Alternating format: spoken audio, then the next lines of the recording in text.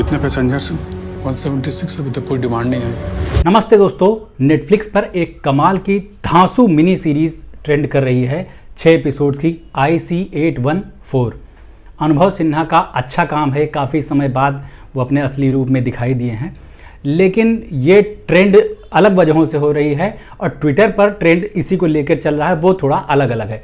Netflix पर इसलिए trend हो रही है क्योंकि ये सीरीज़ बहुत अच्छी बन पड़ी है, इसमें लोगों का काम बहुत ज़्यादा अच्छा है और सारी बेहतरीन कास्ट है। इसमें विजय वर्मा से लेकर मनोज पाहवा, पंकज कपूर, कुमुद मिश्रा और सारे टॉप क्लास के एक्टर्स हैं इसमें।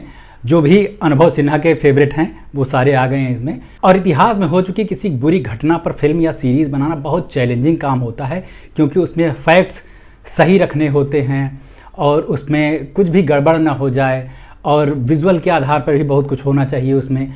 जो कहीं से भी अगर दाएं बाएं होता है तो सीरीज़ या फिल्म आउट ऑफ ट्रैक चली जाती है।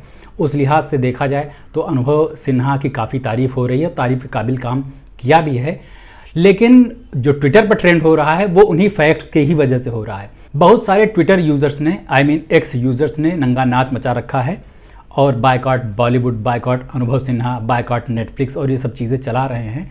उनका दावा है कि इसमें कुछ फैक्ट्स गलत दिखाए गए हैं। आपको पता ही होगा कि ये सीरीज़ 1999 में हुए कंधार प्लेन हाईजैक मामले पर बनाई गई है, जिसमें भारत सरकार को बहुत दबना पड़ा था। अलकायदा वालों ने प्लेन हाईजैक करके कंधार में जाके उतार दिया था। उस टाइम पे कंधार, जो कि अफ़गानिस्तान में है, वो सारा तालिबान के कब्जे में था जैसे इस वक्त है। और वहाँ पर अलकायदा के जो आतंकी थे उन्होंने निगोशिएट करके अपने आतंकी छुड़ा लिए थे।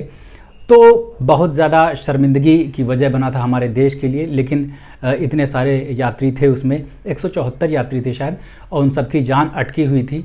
और यहाँ की जो जनता है वो भी सरकार के ऊपर पूरा दबाव बना रही थी कि हमारे घर वाले वापस आने चाहिए जल्दी से जल्दी। लेकिन एक्स पर अब लोग दावा कर रहे हैं, ख़ास तौर से राइट विंग के लोग, कि उसमें जो आतंकियों के नाम बताए गए थे उसमें खेला किया गया है। आतंकवादियों के नाम मैं बताता हूँ उसमें कौन कौन से थे।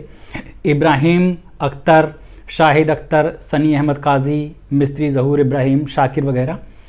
और बता रहे हैं ये लोग कि इनके असली नाम न रखे भोला और शंकर और ऐसे अच्छे अच्छे नाम रखे गए थे, चीफ, डॉक्टर, बर्जर। तो ये क्यों किया जा रहा है? इसमें तो भोला और शंकर जो कि शिव जी के नाम हैं, इस तरीके से हिंदुओं को बदनाम किया जा रहा है। जबकि जिन लोगों ने सीरीज़ देखी है और थोड़ा सा इतिहास पढ़ा है, बहुत पुराना नहीं अभी का, और इस हाईजैक कांड के बारे में पढ़ा है, वो बहुत अच्छे से जानते हैं कि सच्चाई क्या है। MEA यानी जो भारतीय विदेश मंत्रालय की वेबसाइट है उस पर भी पूरा ब्यौरा दर्ज है, लेकिन लोग जाएं कहाँ उसमें सर्च करने के लिए, रिसर्च करने के लिए? तो बिना सीरीज़ देखे, बिना कोई डेटा देखे भक्क से मुँह खोल देते हैं। उसमें भी साफ साफ लिखा है कि असली नाम इनके थे, लेकिन इन्होंने अपनी छद्म पहचान बनाई थी। कोई अपने असली नामों के साथ थोड़ी प्लेन हाईजैक करेगा। तो इन लोगों ने चीफ, डॉक्टर, बर्जर, भोला, शंकर, इन सब नामों से अपनी अलग पहचान बनाई थी, झूठी पहचान बनाई थी, जिसके बाद फिर वो प्लेन में दाखिल हुए थे।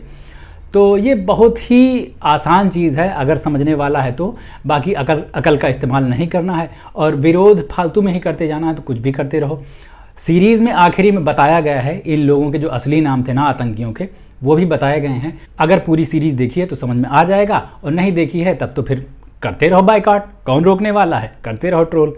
कुल मिला के सीरीज़ काफ़ी अच्छी है। जिन लोगों ने नहीं देखी है उनको मैं रिकमेंड करूँगा ज़रूर देखें। अपने देश के बारे में पता होना बहुत ज़्यादा ज़रूरी है। और बाकी मेरे इस चैनल को सब्सक्राइब कर लीजिए। अभी चलते हैं, लौट के मिलते हैं। नमस्ते।